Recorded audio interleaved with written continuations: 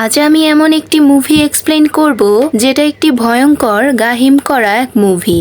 ভাবুন তো, একই বাড়িতে দুই ভাই বোনকে এক ক্ষুধার্ত হিংস্র বাঘের সাথে বন্দি থাকতে হয়, তখন সিচুয়েশনটা কেমন হবে? বন্ধুরা, আজ আমি 2010-এর সার্ভাইভিং থ্রিলার বার্নিং ব্রাইটের গল্পটা তোমাদের সাথে শেয়ার করব। গল্পটা শুরু হয় রেডিওতে একটা নিউজ শুনিয়ে, যেখানে বলা হয়েছিল আজ ভীষণ ঝড় বৃষ্টি হবে, তাই যেন এলাকার সবাই সতর্ক থাকে এবং সবাইকে নিজ নিজ বাড়িতে সেফলি থাকার জন্য বলা হচ্ছিল। এরপর আমরা জনি নামের এক লোককে দেখি, যে একটি বাঘের ডেলিভারি নিতে এসেছিল। বাঘের অনার জনিকে পারমিশন লেটার দেখাতে বললে সে সেটা তাকে দেখায়। তারপর অনার তাকে জিজ্ঞেস করে সে বাঘটা নিয়ে কি করবে। তখন জনি বলে সে বাঘটি এনিম্যাল সাফারিতে রাখবে। জনি অনারকে জিজ্ঞেস করে বাঘটি প্রশিক্ষিত কিনা, কারণ তার এমন একটি বাঘ চাই যেন সেটি লোকদের ভয় দেখাতে পারে। তখন অনার বলে বাঘটি প্রশিক্ষিত নয়, তবে বাঘটি কিছুদিন আগে একটি শোতে একটি ঘোড়াকে মেরে খেয়ে ফেলেছিল, যেটা দেখে 300 জন লোক ভয়ে পালায়। এটা শুনে জনি বাঘটি কিনে ফেলে। যাওয়ার সময় অনার তাকে সাবধান করে দেয়, কারণ বাঘটি 2 সপ্তাহ ধরে ক্ষুধার্ত ছিল। এরপর আমরা গল্পের মেইন ক্যারেক্টার কেলিকে দেখতে পাই। তার সাথে তার ছোট ভাইও ছিল। তার ভাই ছিল একটু অ্যাবনর্মাল টাইপের। তাদের মা অনেকদিন আগেই মারা গিয়েছিল, তাই কেলি তার ভাইয়ের দেখাশোনা করত। কিন্তু এখন তাকে কলেজে যেতে হবে বলে তার ভাইকে কেয়ার সেন্টারে ড্রপ করতে এসেছিল। তারপর সে তার ভাইকে বিদায় জানিয়ে চলে যেতে চায়, কিন্তু তার ভাই তখন চিৎকার করে কাঁদতে শুরু করে। তখন সেখানকার ম্যাডাম তাকে শান্ত করেন। ঠিক তখন আরেকজন মহিলা এসে তাদেরকে জানায় যে তারা কেলির অ্যাকাউন্ট থেকে টাকা নিতে পারে না, তার অ্যাকাউন্টে কিছু সমস্যা আছে। তখন কেলি ব্যাংকে ফোন করে জানতে পারে তার অ্যাকাউন্টের সমস্ত টাকা তার সৎ বাবা নিয়ে গেছে। এখন তার অ্যাকাউন্টে কোনো টাকাই নেই। অন্যদিকে জনি বাঘটাকে নিয়ে বাড়িতে আসে। বাড়িতে তার টিম ওয়ার্কাররা অপেক্ষা করছিল। জনি আসার পর তারা সবাই কাজ শুরু করে দেয়। তারা সব দরজা জানালা সিল করে দিচ্ছিল। তারপর ওই হিংস্র বাঘটি একজনের হাতে কামড় দেয়। জনি তখন তাকে কিছু টাকা দিয়ে ডাক্তারের কাছে যেতে বলে। তখন কেলি ভাইকে নিয়ে জনির সাথে দেখা করতে আসে। তখন আমরা জানতে পারি কেলির সৎ বাবা আর কেউ না, স্বয়ং জনি, আর সেই তার অ্যাকাউন্ট থেকে সব টাকা নিয়ে গেছে। কেলি তার বাবাকে জিজ্ঞেস করে তুমি আমার অ্যাকাউন্ট থেকে টাকাগুলো কেন নিলে? জনি জানায় এই টাকাগুলো তোমার মায়ের, তাই এর উপর আমার অধিকার রয়েছে। আসলে কেলির মা মৃত্যুর আগে সম্পত্তি ভাগাভাগি করে যায়নি, তাই তার বাবা সব টাকা নিয়ে গেছে। কেলি তার ভাইয়ের চিকিৎসার জন্য টাকা চায়, কিন্তু সে জানায় তার কাছে কোনো টাকা নেই, কারণ সে সব টাকা দিয়ে বাঘটা কিনেছিল। কেলি চিন্তায় পড়ে যায়। কেয়ার সেন্টারে টাকা জমা দিতে না পারায় তার ভাইকে ভর্তি করাতে পারেনি। আবার ভাইকে জনির কাছেও রাখতে পারবে না, কারণ সে ভালো করেই জানে এই লোকটা তার ভাইয়ের খেয়াল রাখবে না। তাই সে নিজেই তার ভাইয়ের দেখাশোনা করবে বলে সিদ্ধান্ত নেয়। তাই সে কলেজের প্রফেসরকে ফোন দিয়ে জিজ্ঞেস করে আমি কি এখন সেকেন্ড সেমিস্টার ক্যান্সেল করতে পারবো? প্রফেসর জানায় তুমি অলরেডি 2টো স্কলারশিপ ছেড়ে দিয়েছো, তাই এবার ক্যান্সেল করলে তোমার স্কলারশিপ অন্য কোনো যোগ্য ক্যান্ডিডেটকে দিয়ে দেওয়া হবে। প্রফেসর কেলিকে একটু ভাবনা চিন্তা করে সিদ্ধান্ত নিতে বলে, কিন্তু কেলি সিদ্ধান্ত নেয় এই বছর সে কলেজে যাবে না, কারণ সে কলেজে গেলে তার ভাইকে দেখার মতো কেউ নেই। তার ভাইয়ের তাকে দরকার, তাই সে তার ভাইয়ের পাশে থাকবে। রাতে প্রচন্ড ঝড় বৃষ্টি শুরু হয়। কেলি তার ভাইকে ঘুমাতে পাঠায় এবং সেও ঘুমাতে যায়। একটু পর একজন লোক বাঘটাকে খাঁচা থেকে এনে তাকে কেলিদের বাড়িতে ঢুকিয়ে দেয়। লোকটির মুখ দেখা যাচ্ছে না। কেলি রাতে স্বপ্ন দেখে যে সে তার ভাইকে বালিশ চাপা দিয়ে মেরে ফেলছে। এই স্বপ্নের কারণে তার ঘুম ভেঙে যায়। কেলি ঘুম থেকে উঠে তার ভাইকে দেখতে যায়। সে শান্তিতে ঘুমাচ্ছিল। তখন কেলি পানি খেতে গেলে ফ্রিজের দরজায় জনির নোট দেখতে পায়, যেখানে লেখা ছিল সে স্টোরে গেছে। তখনই সে একটা আওয়াজ শুনতে পায়, আর নিচে নামতেই সে বাঘটিকে দেখতে পায়।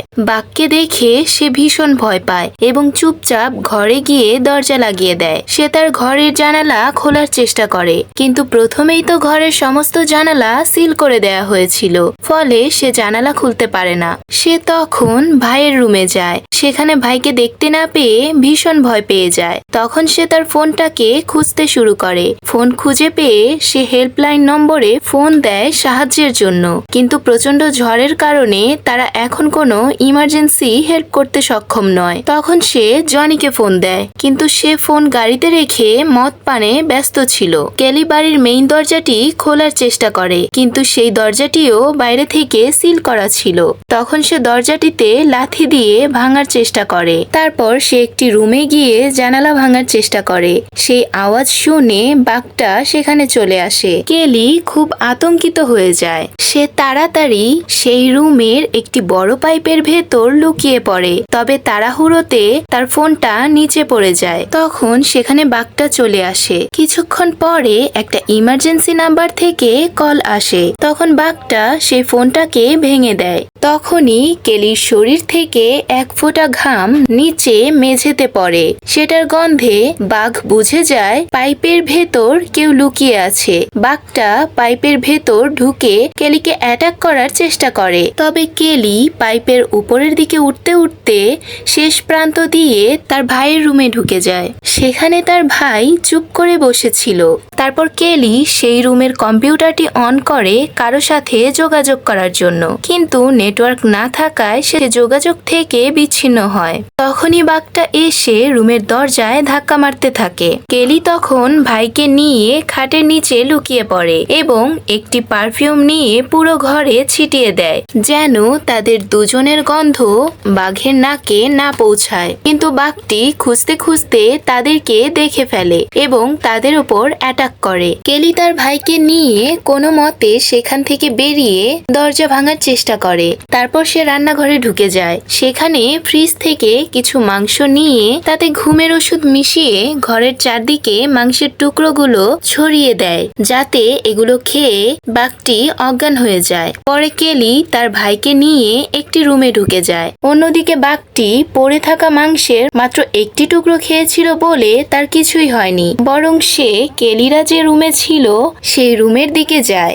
বাঘটা সামনের পাটাতলের ফাঁক দিয়ে তাদেরকে দেখে ফেলে। তারপর সেটা ভাঙতে শুরু করে। তখন কেলি দেয়ালের গায়ে একটি হাতল দিয়ে মেরে দেয়াল একটু ভেঙে তার ভাইকে সেখান থেকে বের করে কেলি বের হওয়ার সময় বাঘটা তার পায়ে কামড় দেয়। সে কোনো মতে সেখান থেকে বের হয়ে আসে।